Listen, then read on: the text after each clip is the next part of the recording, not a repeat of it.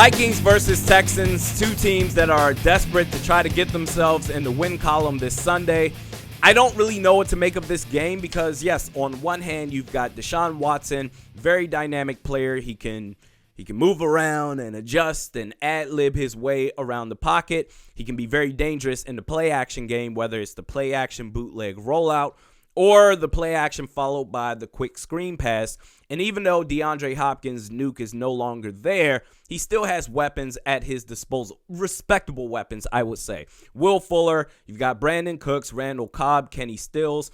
I like their tight ends. Jordan Akins, I like him a lot. Darren Fells, I think he's okay. So he has weapons, and they have Deshaun Watson, but at the same time, you can tell there's clear, yes, the offensive line is horrendous. I will give you that. But you can tell through these first 3 weeks of this young 2020 season that there's been some clear communication issues between Watson and his receivers. I think at times Deshaun Watson has demonstrated some poor decision making. So, for instance, week 2 against the Baltimore Ravens, the pass that he threw intended for Brandon Cooks, picked off by Marcus Peters, that was a pass that should have never been thrown in the first place. Last week against the Pittsburgh Steelers, yes, this was early in the fourth quarter, but it was still in the fourth quarter.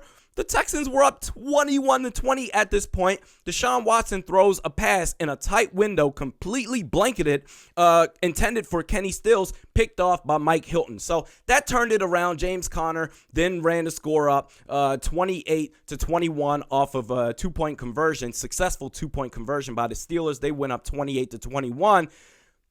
I think the key here is that, okay, if the Vikings are going to win this game, the most important individual for the Vikings to win this game is co-defensive coordinator / defensive line coach Andre Patterson. You need the defensive line to get consistent pressure at the line of scrimmage.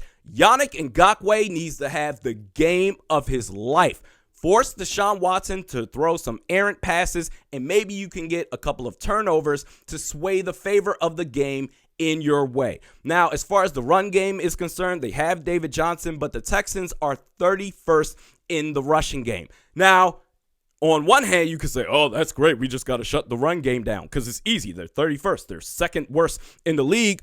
However, the Minnesota Vikings are 26th against the run, 148 yards per game allowed on the ground. So I don't know what the hell to make of this game. We now switch over to the Texans defense. I talked about how the Texans offensive line, they have their issues. Well, guess what? The Vikings offensive line, they have their issues as well. They've got, and I like the front seven that the Texans have. I just think they're playing below their talent. And against the Steelers, they were missing tackles left and right, but they've got J.J. Watt. They've got P.J. Hall, who I talked all sorts of shit on when the Vikings originally traded for him from the Las Vegas Raiders. He failed his physical, so the trade fell through. And I said, man, get this fat ass up out of here.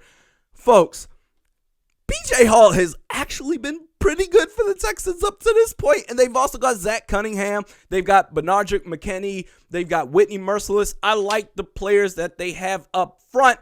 They are a blitz-heavy defense, though, especially on third and long situations. So if we struggle on first and second down, and if Kirk Cousins, if he gets a tight butt and starts throwing errant passes, then we can be in trouble against the blitz. So in order to counter that, you need to attack the rock with Dalvin Cook, the bell cow that he is, because the Houston Texans are dead last against the run. This game is set up perfectly for Mike Zimmer and his old school style of football. Run, run, pass, defense, defense, defense. Run, run, pass, defense, defense, defense. Then we get to the Houston Texans secondary. They elected not to sign Earl Thomas for whatever reason. Certainly would have helped out their defense overall.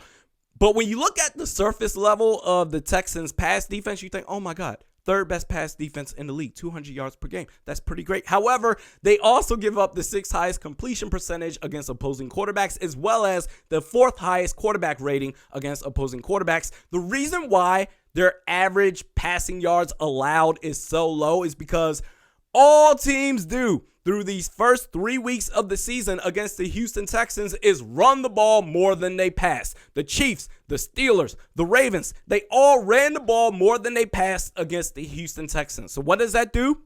You chew up clock. You keep Deshaun Watson on the sidelines. Now, I want to see a heavy dose of the run game with Dalvin Cook and Alexander Mattison, but that doesn't mean abandon the passing game because you still have Justin Jefferson, who went all the way the fuck off last week. You still have Adam Thielen. And can we get Irv Smith Jr. involved, please?